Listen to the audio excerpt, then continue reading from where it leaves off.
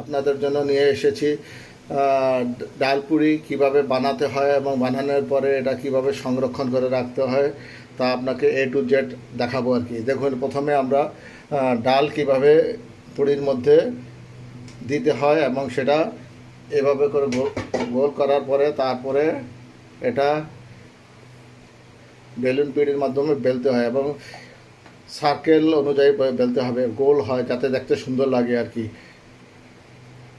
তারপরে এটাকে আমরা একটা থালাতে সংরক্ষণ করে রাখি এবং সব একসাথে হলে তারপরে আমরা আস্তে আস্তে এটা গরম চুলাতে এটা একটু করবো, হালকা সেকা দিয়ে এটাকে রাখবো। তারপরে আমরা ফ্রিজিংয়ের মাধ্যমে এটাকে করবো আর কি, সংরক্ষণ করব এবং আমাদের প্রয়োজন অনুযায়ী এটা আমরা তেলে ভেজে সময় মতো যতটুকু দরকার সেগুলো খাবো আর কি। দেখুন এই যে কীভাবে ডালপুরি উল্টানো হচ্ছে এবং এটা হালকা ছেঁকা দিয়ে এটা সংরক্ষণ করার জন্য। আর যদি আপনারা একসঙ্গে এটা ভেজে খেতে চান তাহলে একটা কড়াইতে তেল দিয়ে এটা দিয়ে ডুবু ডুবু তেলেও ভেজে খেতে পারেন, সেটা আপনাদের ইচ্ছা। কিন্তু আমরা ডালপুরি কীভাবে শুরু থেকে শেষ পর্যন্ত আমরা তৈরি করব সেটার একটা ধারণা আপনাদেরকে দিলাম। আপনারা ঘরে বসে এই ডালপুরি অনেক সুন্দরভাবে তৈরি করতে পারবেন এবং সময় মতো আপনারা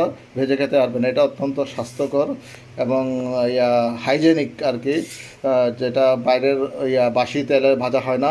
আপনারা নিজেরা তৈরি করে নিজেরাই নিজেদের তাজা তেলে এটা ভেজে খেতে পারবেন, যেটা স্বাস্থ্যের জন্য ভালো, শরীরের জন্য ভালো। ধন্যবাদ। আমরা ডাইল পুরি বানাচ্ছি, দেখেন এই মাত্র আমরা চুলাতে দিয়েছি ডাইল পুরি, এটা আমরা গরম করছি, তারপরে আমরা আমাদের সময় মতো সুযোগ সুবিধা মতো ভেজে খাবো আর কি। আপনারা কিভাবে ডাইল পুরি প্রস্তুত করবেন তা আমি আরেকটা ভিডিওর মাধ্যমে আপনাদেরকে দেখাবো। এই যে দেখুন, এটা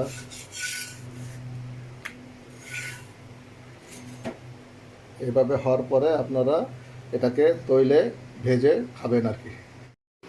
এই যে দেখুন, ডাইল পুরি ছেঁকার পরে একটা ঝাঁকিতে রেখেছি এবং এটা ঠান্ডা হওয়ার পরে আমরা এটা ফ্রিজিং করে রাখবো।